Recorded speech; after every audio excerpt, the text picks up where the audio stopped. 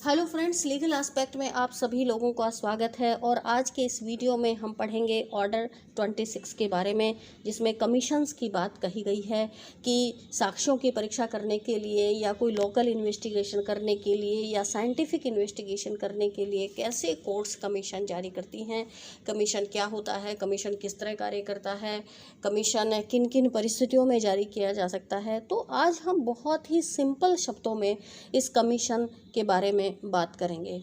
तो कमीशन जो है वो क्या होता है, सबसे पहले तो हमें ये इस शब्द को समझने की ज़रूरत है। देखिए, कमीशन कोर्ट की एक एक्टिविटी होती है जिसके माध्यम से कोर्ट अपना एक रिप्रेजेंटेटिव उस मौके पर भेजता है या किसी गवाह के बयान लेने के लिए भेजता है। वो अपने बिहाफ पर किसी थर्ड व्यक्ति से, किसी रिप्रेजेंटेटिव से, किसी प्रतिनिधि से अपना कोई काम करवाना चाहता है, क्योंकि कोर्ट के लिए हर बार ये आवश्यक नहीं है और उसके लिए ये संभव भी नहीं है कि वो मौके पर जाए और वहाँ की परिस्थितियों को देखे। इसलिए कोर्ट जो है एक ऐसा कमीशन जारी कर देता है और उस कमीशन के माध्यम से वो काम वो करवाता है।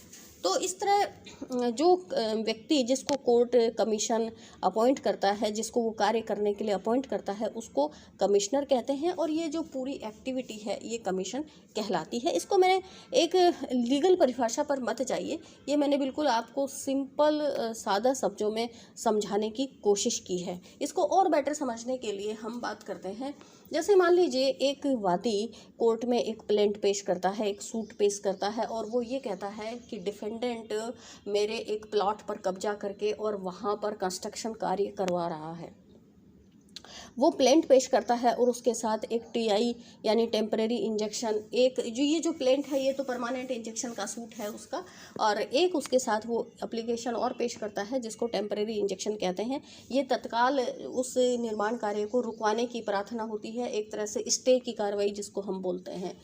तो ये वो रिलीफ तुरंत चाहता है, एक टेम्परेरी जो इंटरिम रिलीफ है वो तुरंत चाहता है, क्योंकि अगर दावा मान लीजिए 2-3 साल चलेगा तो तब तक तो उस डिफेंडेंट का, उस प्रतिवादी का कंस्ट्रक्शन पूरा हो जाएगा उस बिल्डिंग पर, और उस बिल्डिंग का कंस्ट्रक्शन पूरा होने से प्लेंटिफ को रिलीफ लेने में बहुत दिक्कत आएगी। तो वो तुरंत उस कंस्ट्रक्शन को रुकवाना चाहता है। तो टेम्परेरी इंजेक्शन का दावा, टेम्परेरी इंजेक्शन की एप्लीकेशन भी प्लेंट के साथ पेश करता है।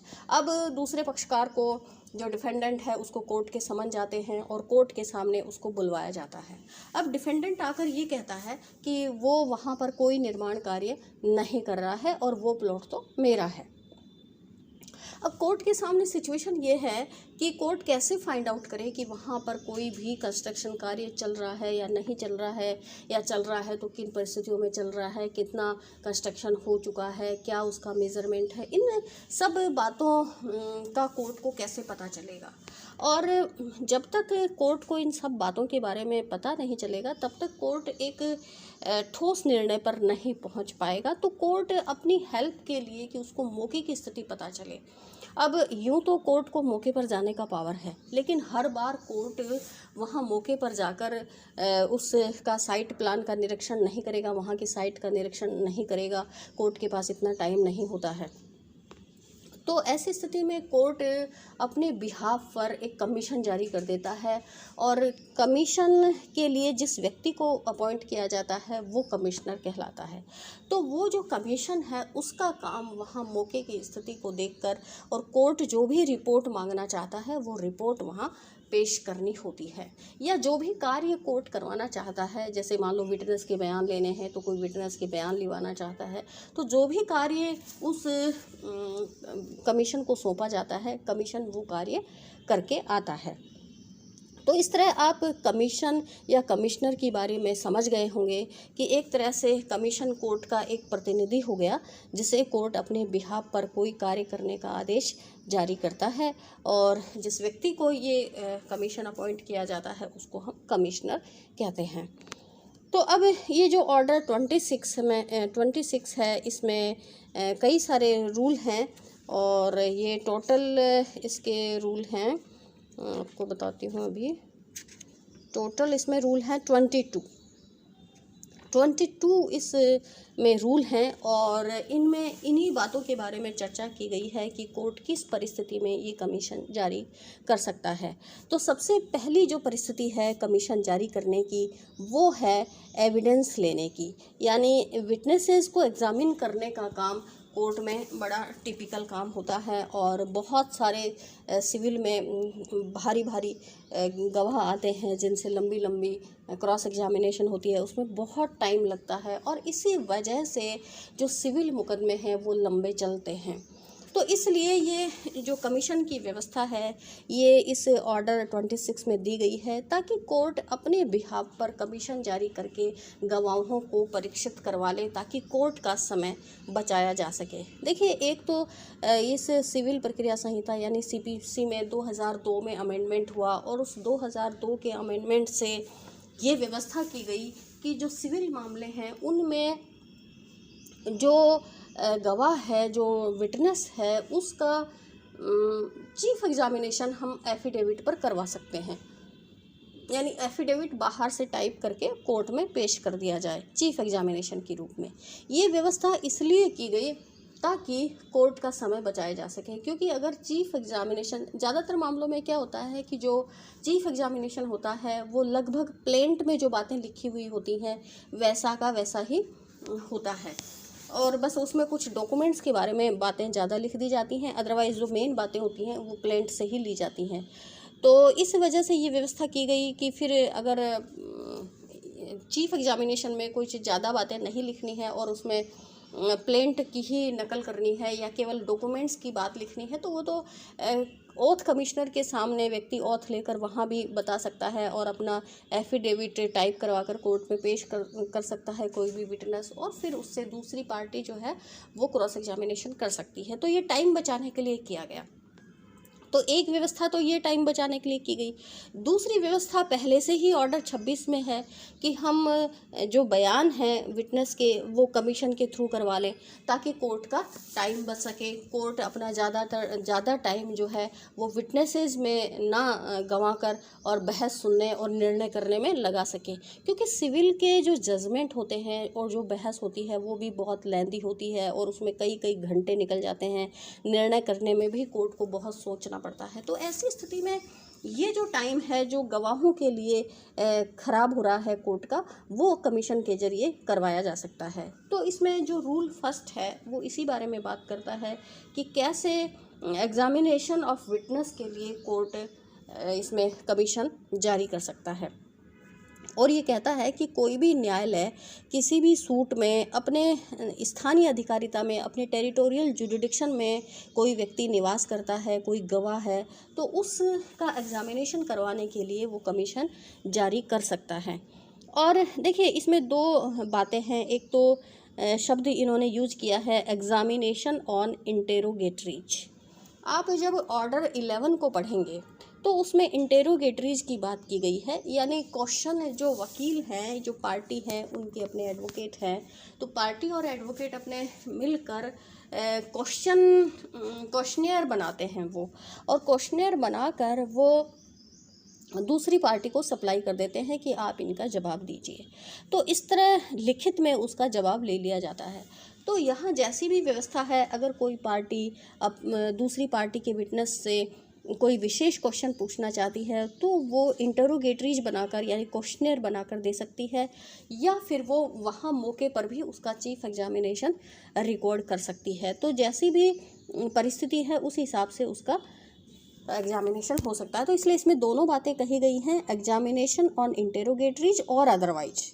ठीक है, इसमें लोकल जुरिडिक्शन में निवास करना ज़रूरी है उस गवाह का, एक तो ये पॉइंट है। दूसरा ये कि जिस न्यायालय में वो मुकदमा चल रहा है वही न्यायालय इसमें कमीशन जारी करता है। और कमीशन किन के लिए जारी कर सकता है? जो छूट प्राप्त व्यक्ति हैं, जैसे प्रेसिडेंट हैं, वाइस प्रेसिडेंट हैं, गवर्नर हैं, इनको कोर्ट में आने से छूट प्राप्त है तो इन लोगों के लिए कमीशन जारी किया जा सकता है, या कोई बीमार व्यक्ति है तो उसके लिए भी कमीशन जारी किया जा सकता है। और कमीशन जारी करने के बाद जो प्रैक्टिकल एस्पेक्ट है वो मैं आपको बताती हूँ।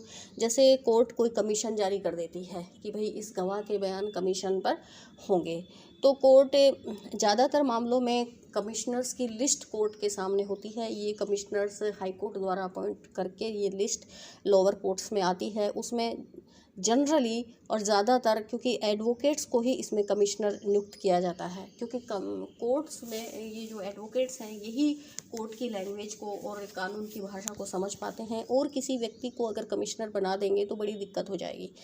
तो जो एडवोकेट है उसको इसमें कमिश्नर बना दिया जाता है। इसके बाद एक जो कोर्ट का बाबू है वो फाइल लेकर वहाँ मौके पर जाता है। वहाँ दोनों पार्टियाँ आ जाती हैं, उनके एडवोकेट आ जाते हैं, वो कमिश्नर आ जाते हैं, और वो कोर्ट का बाबू के पास फाइल रहती है।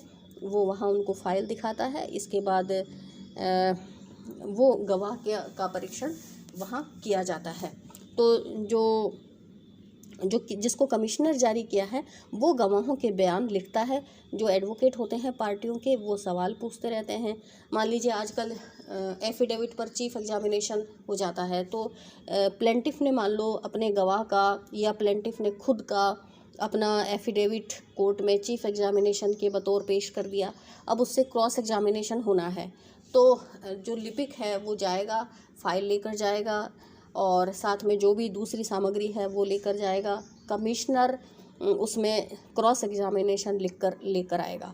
तो ये बेसिकली साक्षी के जो विटनेस हैं उसका वो कमिश्नर लेकर आता है, और जो दूसरे वकील साहब हैं वो सवाल पूछते रहते हैं और कमिश्नर उसको लिखकर ले आता है।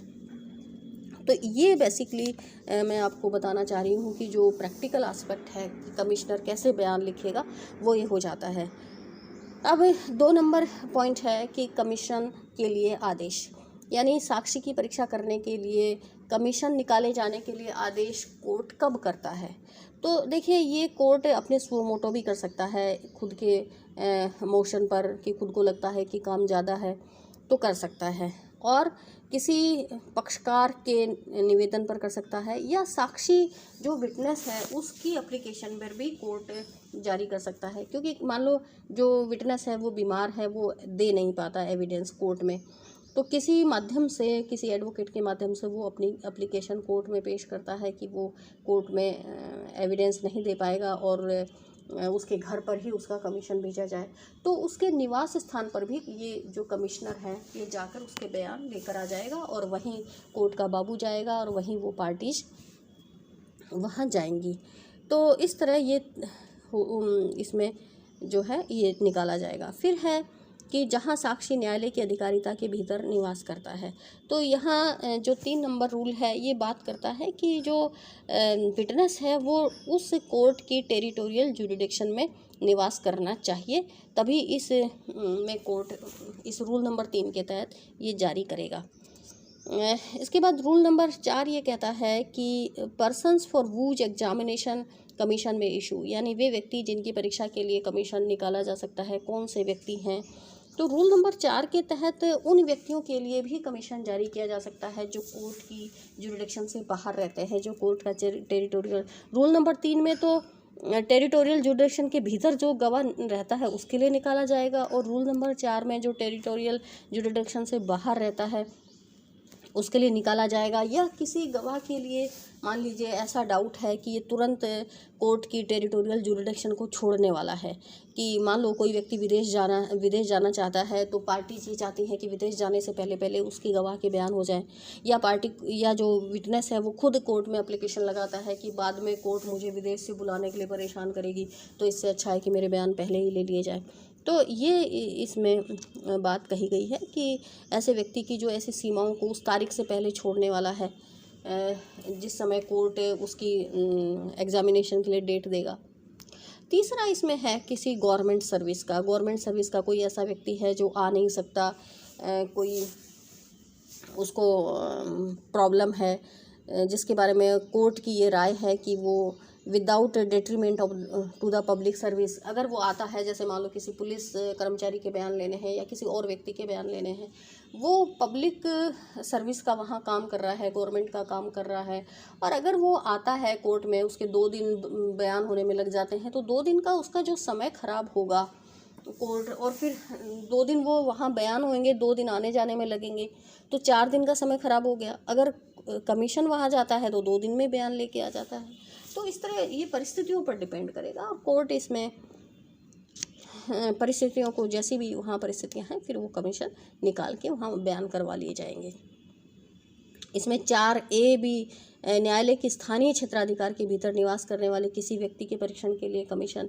यहाँ एविडेंस, जो विटनेस शब्द है वो यूज़ नहीं किया गया है, और कोई ऐसा मामला है कि कोर्ट को एक्सपीडियस डिस्पोजल करना है या कोई इंटरेस्ट ऑफ जस्टिस में ऐसा काम किया जाना है कि किसी व्यक्ति का कमीशन निकालना है और उससे कोई इंक्वायरी करनी है या उससे कोई साक्ष्य लेनी है, तो इस रूल 4A में ये नया जोड़ा गया है, और 99 में ये जोड़ा गया है। तो किसी भी व्यक्ति शब्द इसमें यूज किया है कि किसी भी व्यक्ति के लिए कोर्ट कमीशन जारी कर सकता है।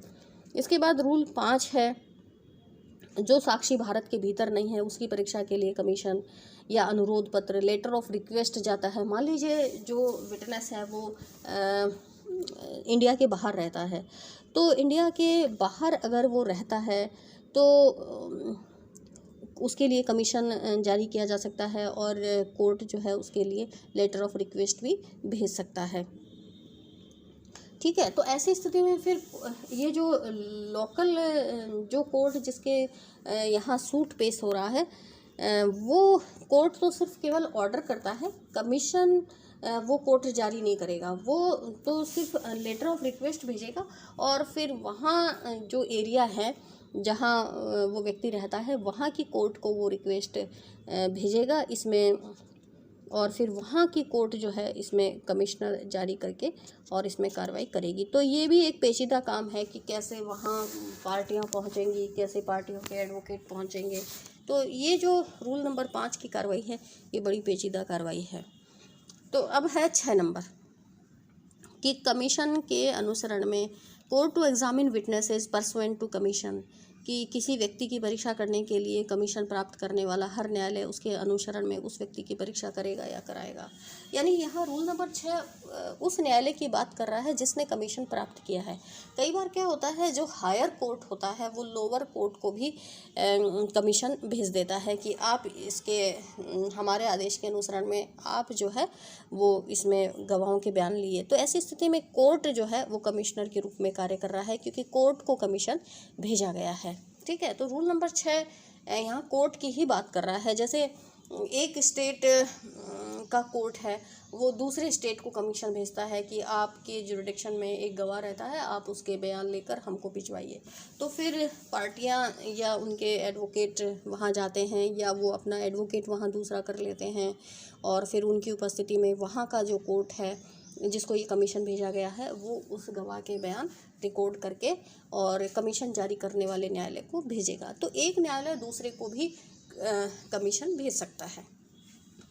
ठीक है, अब है return of commission with deposition of witness, कि फिर जो ही कोर्ट बयान ले लेगा या किसी प्लीडर को अगर कमिश्नर बनाया जाता है तो वो प्लीडर बयान ले लेगा, और फिर जो बयान हैं और जो कोर्ट का जो डॉक्यूमेंट्स कोर्ट के गए हैं, क्योंकि पार्टीज को क्वेश्चन पूछने के लिए या वहाँ कमिश्नर के पास कुछ तो होना चाहिए, तो वो जो भी सामग्री गई है प्लस उस बयानों के दौरान उन एग्जामिनेशन के दौरान कोई डॉक्यूमेंट पेश हुआ है, और क्योंकि एग्जिबिट तो लगते ही हैं उस दौरान, तो एग्जिबिट मान लो डॉक्यूमेंट क्रॉस एग्जामिनेशन हो रहा है और एग्जिबिट हो रहे हैं डॉक्यूमेंट, तो वो डॉक्यूमेंट प्लस उसका डिपोजिशन, जो भी बयान उसने दिए हैं, जो एग्जामिनेशन उसका हुआ है, तो वो सारा पूरा रिकॉर्ड जो है वापस उस कमीशन जारी करने वाली कोर्ट को लौटाया जाएगा जहाँ पर वो मेन सूट चल रहा है। इसके बाद है कि इसको हम एविडेंस में कैसे रीड करेंगे इस डिपोजिशन को। तो इस बारे में रूल नंबर 8 ये प्रोविज़न करता है कि अगर कोर्ट में किसी गवाह के बयान कमीशन पर लिए गए हैं, तो जिस पार्टी के खिलाफ ये बयान हुए हैं वो इसमें उसकी कंसेंट ज़रूरी है। मान लीजिए प्लेंटिफ का इसमें गवाह है और डिफेंडेंट को इसमें क्रॉस एग्जामिनेशन करनी थी, तो डिफेंडेंट की परमिशन इसमें ज़रूरी होगी। और अगर गवाह डिफेंडेंट का है तो फिर प्लेंटिफ की इसमें कंसेंट ज़रूरी होगी। तो जो विरोधी पक्षकार है उसकी कंसेंट इसमें ज़रूरी है, तभी ये एविडेंस में रिकॉर्ड की जाएगी। ये वैसे तो जनरली दोनों पक्षों की सहमति से ही कोर्ट ये जारी करता है, लेकिन कभी ऐसी कोई परिस्थिति आती है तो फिर ये रूल नंबर 8 लागू होगा। और अगर इसमें ऐसी कोई परिस्थिति नहीं है सहमति वाली, या कोई और परिस्थिति है जैसे न्यायालय की अधिकारिता के परे अगर वो रहता है, कोई witness beyond the jurisdiction of the court, या उसकी डेथ हो गई है, या बीमारी या फिर किसी इन्फर्मिटी के कारण वो पर्सनली कोर्ट में नहीं आ सकता, या फिर गवर्नमेंट की सेवा में वो व्यक्ति कार्य कर रहा है, तो ऐसी कोई अगर परिस्थिति है, या न्यायालय के डिस्क्रिशन में और कोई परिस्थिति है और उसके कारण उस गवाह के बयान कराए हैं, तो फिर उनको वो एविडेंस में ले सकता है काम में। ये देखिए, ये जो रूल्स हैं ये तभी काम में आते हैं जब बहुत कोई विवाद की स्थिति बन जाती है। जनरली जो है दोनों पार्टीज कंसेंट देती हैं तभी कोर्ट कमीशन जारी करता है। और आजकल कमीशन पर एविडेंस को बहुत ज़्यादा ये प्रैक्टिकल होता जा रहा है कि ज़्यादा से ज़्यादा सिविल मामलों में बयान को कमीशन पर करवाए जाएं। और इसमें जो एडवोकेट्स हैं उनको भी इसमें काफ़ी अच्छा प्रॉफिट होता है, क्योंकि कोर्ट इसमें कमिश्नर को खर्चा दिलवाता है। इसमें पार्टी जो बयान करवाना चाहती है कमीशन पर, तो उनको खर्चा देना पड़ता है कोर्ट में, कमिश्नर का खर्चा जमा करवाना पड़ता है, वो खर्चा कमिश्नर को दिलवाया जाता है। यानी इसमें फ़ीस जो है, जो कमिश्नर बयान लिखता है उसकी फ़ीस निर्धारित होती है, तो वो निर्धारित फ़ीस जो है वो उनको मिलती है। तो इसलिए जो जूनियर एडवोकेट्स हैं उनके लिए कमिश्नर बनना बड़ा अच्छा होता है। और इसमें कुछ नहीं करना होता, कोर्ट के आदेश से आपको गवाहों के बयान नोट करने होते हैं, या जो भी अन्य कोई रिपोर्ट कोर्ट मंगवाना चाहता है, जैसे कोई लोकल इन्वेस्टिगेशन कोर्ट करवाना चाहता है, जैसे मौके पर जाकर कि वहाँ देखना है कि निर्माण कार्य हुआ या नहीं हुआ, तो ये करना पड़ता है। तो इसमें जूनियर एडवोकेट्स के लिए ये अच्छा इनकम का भी स्रोत होता है, और वो न्यायालय की इसमें सहायता करते हैं। और वो जो फ़ीस होती है वो बिल्कुल लीगल फ़ीस होती है। कोर्ट अपने ऑर्डर शीट में उस फ़ीस का उल्लेख करता है कि कौन सी पार्टी इसमें फ़ीस कमिश्नर की देगी और कितनी देगी, ये भी इसमें बताया जाता है। और इसमें देखिए रूल नंबर, आप एक बार 15 को पढ़िए। ये जो रूल नंबर 15 है ये इस बारे में बाकायदा प्रोविज़न करता है कि before issuing any commission under this order the court may order such sum as it thinks fit reasonable for the expenses of the commission to be within a time to be fixed paid into court by the party at whose instance or for whose benefit the commission is issued। जो party commission की application लेकर आई है या जिसके benefit के लिए commission जारी किया जा रहा है, तो वो पार्टी जो है वो कमिश्नर के खर्चे इसमें जारी करवाएगी, उसमें जमा करवाएगी कोर्ट में। और ये खर्चे कितने होंगे, वैसे तो जनरली इसमें कुछ अमाउंट निर्धारित भी होता है और कुछ अमाउंट कोर्ट वो अपने रीजनेबल देखेगी कि इसमें कितना एक्सपेंसेज हुआ है। अगर किसी कमीशन को बाहर जाना है तो कोर्ट ये देखेगा कि आने जाने में इनमें कितना खर्चा हुआ है। तो इन सब परिस्थितियों को कोर्ट ध्यान में रखकर इसमें कमिश्नर जो है, कमीशन कह लीजिए, कमिश्नर कह लीजिए, हम लोग आम बोलचाल की भाषा में अब इसको कमिश्नर ही बोलते हैं। इसलिए तो क्योंकि जिस व्यक्ति को ये कमीशन का काम दिया गया है वो कमिश्नर हो गया, इसलिए ये रूल 16 देखिए, ये कमिश्नर शब्द यूज करके इसमें बात कर रही है कि पावर ऑफ कमिश्नर्स। तो जिस व्यक्ति को कमीशन निर्दिष्ट है, जिस व्यक्ति को बनाया गया है, कमीशन की पावर दी गई है, वो व्यक्ति एक तरह से कमिश्नर हो गया। तो आप इसमें ज़्यादा उलझना मत कमीशन और कमिश्नर में, ठीक है। तो ये हमारा एविडेंस के लिए कमीशन हो गया। इसके बाद जैसे अभी हम टीआई की बात कर रहे थे, तो कई बार जैसे तुरंत टीआई मैटर्स होते हैं और उसमें कोर्ट में कमीशन भेजने के लिए एप्लीकेशन लगती है, तो इनको बोलते हैं लोकल इन्वेस्टिगेशन यानी कमीशन फॉर लोकल इन्वेस्टिगेशंस की मौके पर कमिश्नर को जाना है और मौके की स्थिति देख के आनी होती है। तो ये जनरली जो टेम्परेरी इंजेक्शन की एप्लीकेशंस होती हैं उनमें ये जारी करते हैं। फिर कोर्ट इसमें ऑर्डर करता है कि जो मौके पर कितने नाप पर कंस्ट्रक्शन हो रहा है, क्या वहाँ बन रहा है, क्या नहीं बन रहा, किस तरह बन रहा है, क्या कोई दूसरे प्लॉट पर कब्जा किया जा रहा है उस प्लॉट। तो ये तो कमिश्नर को डिसाइड करने की पावर नहीं होती कि उस पर कब्जा कर रहे हैं कि नहीं कर रहे हैं, ये उसमें नहीं देखना। उसको तो मौके की जो फैक्चुअल पोजीशन है वो लेकर आनी होती है। तो कोर्ट अपने आदेश में इसमें बिल्कुल स्पेसिफाई कर देता है कि उसको क्या क्या देखना है। तो उसके बाद वो अपना काम कमिश्नर करता है। तो ये जो रूल 9 है ये इसमें बात करता है, in any suit in which the court deems a local investigation to be requisite और प्रॉपर, यानी या तो प्रार्थना की गई है और या फिर इसका प्रॉपर है इसको भेजना, तो कोई ऐसा डिस्प्यूटेड मैटर है या किसी में, जैसे इसमें एक और लिखा हुआ है ascertaining the market value of any property. कई बार कोर्ट को मार्केट वैल्यू भी असरटेन करवानी पड़ती है प्रॉपर्टी की, तो वहाँ कमिश्नर को ये पता करने के लिए कमीशन दिया जाता है कि भाई इसमें प्रॉपर्टी की मार्केट वैल्यू क्या है। या कई बार जो अमाउंट ऑफ एनी इसमें प्रॉफिट हैं या डैमेजेस हैं और एनुअल नेट प्रॉफिट्स हैं, तो ऐसी परिस्थिति में कई बार कोर्टें जो है वो कमीशन इशू करती हैं। अब प्रोसीजर फॉर कमिश्नर, प्रोसीजर इसका क्या रहता है कि वो वहाँ लोकल इन्वेस्टिगेशन करता है, इंस्पेक्शन करता है मौके का, और एज ही डिम्स नेसेसरी, और जो बातें उसको उचित लगती हैं कोर्ट को अपनी रिपोर्ट देने के लिए वो वहाँ पता करता है। इसके बाद reducing to writing the evidence, उसको एविडेंस को राइट मतलब जो भी बातें वो देख रहा है, जो फैक्चुअल पोजीशन देख रहा है कमिश्नर, वो उनको राइटिंग में लिख लेता है और इसके बाद वो कोर्ट को रिपोर्ट लौटा दी जाती है। उसमें बाकायदा उस जो कमीशन अपनी रिपोर्ट बनाता है उसमें वो हस्ताक्षर करता है। अच्छा, एक बात और इसमें ध्यान रखने की बातें होती हैं कि आपको नॉर्मल मैथमेटिक के रूल जो है वो पता होने चाहिए। जब भी हम कोई नक्शा बनाते हैं तो हमेशा उत्तर ऊपर की ओर आता है, कागज़ पर हम उत्तर की ओर इसमें वो बनाते हैं, उत्तर दिखाते हैं सबसे ऊपर।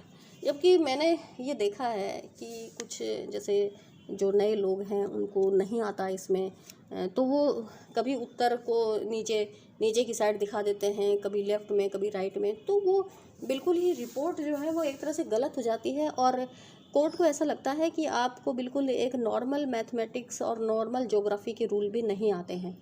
तो बीइंग एन न्यू एडवोकेट आपको ये पता होना चाहिए कि ऊपर जो है आपको हमेशा जो नॉर्थ डायरेक्शन है वो रिपोर्ट बनाते समय, क्योंकि इसमें आपको कागज़ पर बिल्कुल उसका लेफ़्ट नॉर्थ टू साउथ और लेफ़्ट टू ये अपना वेस्ट टू ईस्ट, ये इसमें पूरा वो बनाना पड़ता है और ये आपको बताना पड़ता है कि इसकी दिशाएं किधर हैं।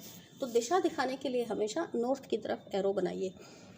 ये जैसे क्रिमिनल मैटर्स में हम साइट प्लान बनाते हैं, नक्शे मौके का निरीक्षण जब पुलिस करती है तो साइट प्लान बनाती है, तो पुलिस भी इस बात का ध्यान रखती है कि कागज़ में हमेशा जो नॉर्थ है वो ऊपर की तरफ एरो बनाकर दिखाई जाती है। तो यही आपको दिशा दिखाना, डायरेक्शन बताना उस कमिश्नर रिपोर्ट में बहुत ज़रूरी है। तो ये आपको हमेशा बीइंग ए न्यू एडवोकेट आपको ध्यान में रखना है। तो ये तो इसकी प्रोसीजर हो गई कि आपको रिपोर्ट बनानी होती है और फिर रिपोर्ट बनाकर आपको इसमें देना होता है, और रिपोर्ट में आपको लिखित में लिखनी चाहिए ये रिपोर्ट और फेयर होनी चाहिए, और दोनों पार्टीज और उनके एडवोकेट्स के भी इसमें सिग्नेचर करवाए जाने चाहिए और उनकी उपस्थिति में ही ये बनाई जानी चाहिए। और कमिश्नर को एक चीज़ और ध्यान में रखनी चाहिए कि उसको ये पता रहना चाहिए कि वो कोर्ट का रिप्रेजेंटेटिव है और किसी भी पार्टी के इन्फ्लुएंस में वो नहीं आएगा, किसी भी पार्टी से उसको किसी भी तरह का कोई खर्चा या उसके आने जाने में ये कोई सहायता नहीं लेनी चाहिए। इससे जो कमीशन है उस पर किसी भी तरह का आरोप लगने की चांस रहती है कि कोई भी पार्टी फिर कोर्ट में आकर ये कहेगी कि ये इनकी गाड़ी में बैठ कर गए थे या इनके स्कूटर पर बैठ के गए थे और ये तो जाकर इन्होंने इनका पानी पिया था, या इन्होंने ऐसा कर लिया। तो आप लोगों को, जो भी व्यक्ति कमिश्नर बने, उसको ये भी ध्यान रखना चाहिए कि उसको किसी भी पार्टी से ना तो ज़्यादा बात करनी है, ना किसी एक पार्टी में अपना इंटरेस्ट दिखाना है, और उसका वो अब पब्लिक मतलब एक तरह से पब्लिक अथॉरिटी के रूप में वो व्यक्ति काम कर रहा है। उसको ये ध्यान में रखना चाहिए, बीइंग मैं कोर्ट का रिप्रेजेंटेटिव हूँ और कोर्ट की गरिमा अब मेरे हाथ में है, इसलिए मेरे को उसी रूप में काम करना है। तो ये बातें जो व्यक्ति, जो एडवोकेट, न्यू कमर्स एडवोकेट जिनको कोर्ट अपना कमिश्नर नियुक्त करे, उनको इन बातों का ध्यान रखना चाहिए।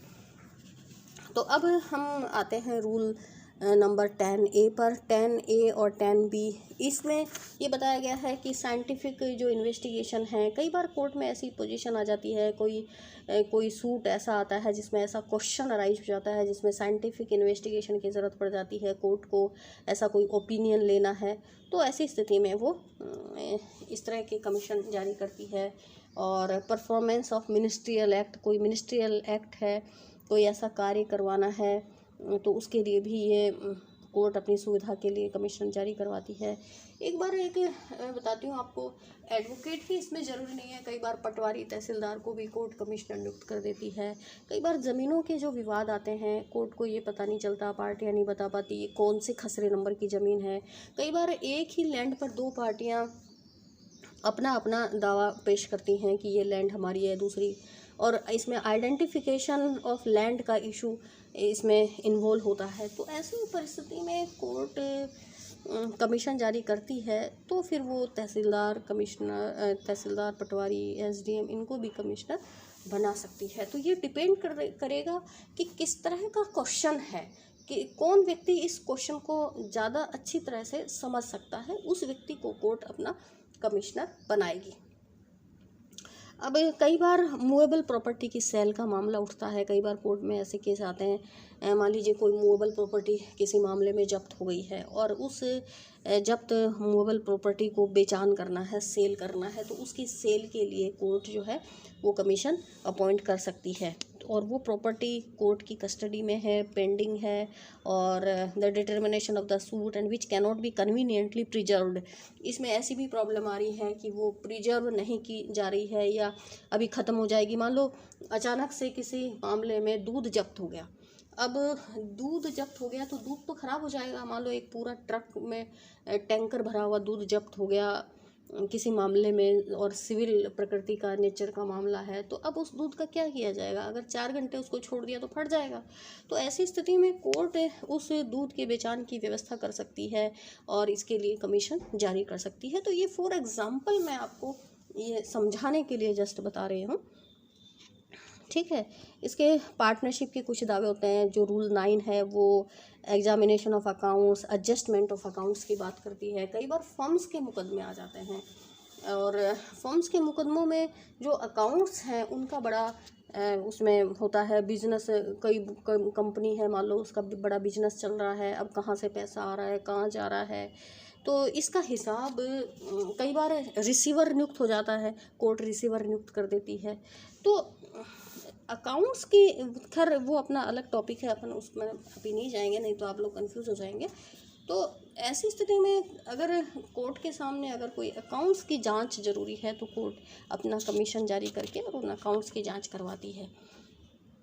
और फिर ये रूल नंबर 12 कहता है कि court to give commissioner necessary instruction.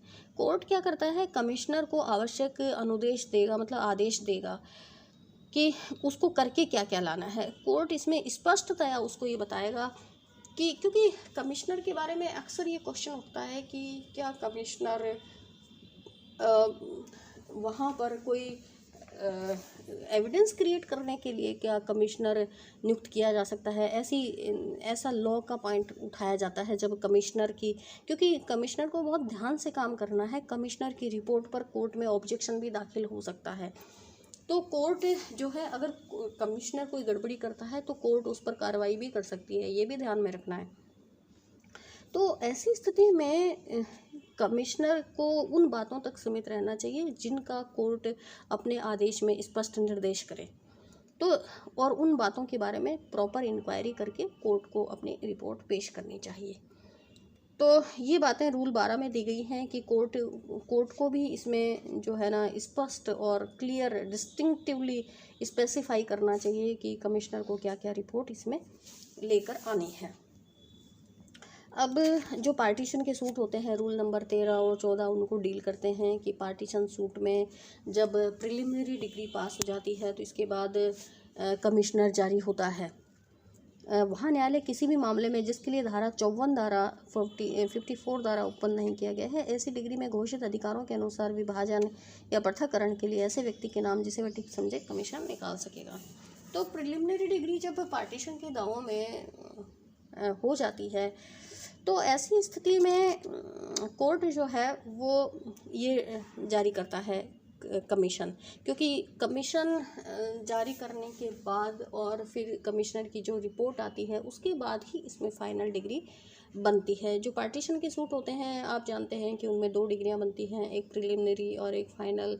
तो प्रिलिमिनरी डिग्री बनने के बाद प्रिलिमिनरी डिग्री में तो कोर्ट केवल जो पार्टीज हैं उनके शेयर को डिस्टिंक्ट करता है, मतलब शेयर की घोषणा करता है कि ये वादी जो है अपना इस प्रॉपर्टी में 1/3 हिस्सा प्राप्त करेगा, इतना सा प्रिलिमिनरी डिग्री में होता है। अब मान लो एक ज़मीन है, 20 बीघा की ज़मीन है, 20 बीघा का खेत है मान लीजिए। अब कोर्ट ने ये तो कह दिया कि 1/3 हिस्सा लेगा, लेकिन कहाँ लेगा? साउथ में लेगा, नॉर्थ में लेगा, सड़क के पास लेगा, सड़क से दूर लेगा, कहाँ लेगा? इसको कौन तय करेगा? तो इसके लिए कोर्ट इसको मिड्स एंड बाउंड्स में डिवीज़न करेगा। तो इसके लिए वो ज़रूरी है कमिश्नर की रिपोर्ट, तो कमिश्नर कोर्ट जारी करेगा और फिर कमिश्नर है वो इसमें प्रॉपर्टी को डिवाइड करेगा, उनके पार्टी से आपस में बात करके उनके शेयर डिसाइड करेगा, उनको डायरेक्ट करेगा कि इसमें कौन कौन सी ज़मीन किधर किधर कौन सा हिस्सा किस पार्टी को जाएगा। तो ये पूरी डिटेल रिपोर्ट जो है इसमें कमिश्नर बनाएगा और फिर सारी बातें कोर्ट के सामने रखी जाएंगी। फिर कोर्ट कोई उसमें ऑब्जेक्शन अगर आता है किसी पार्टी का कि मैं ये हिस्सा नहीं लूँगा, कमिश्नर ने मुझे गलत दे दिया, तो वो सारी बातें सुनाकर फिर लास्ट में फ़ाइनल डिग्री तय होती है। तो ये इसमें जो पार्टीशन के दावे हैं उनके कमिश्नर कैसे नियुक्त होगा और कमिश्नर क्या कार्रवाई करेगा, ये रूल नंबर 13 और 14 में बताया गया है। इसके बाद रूल नंबर 15 आ गया।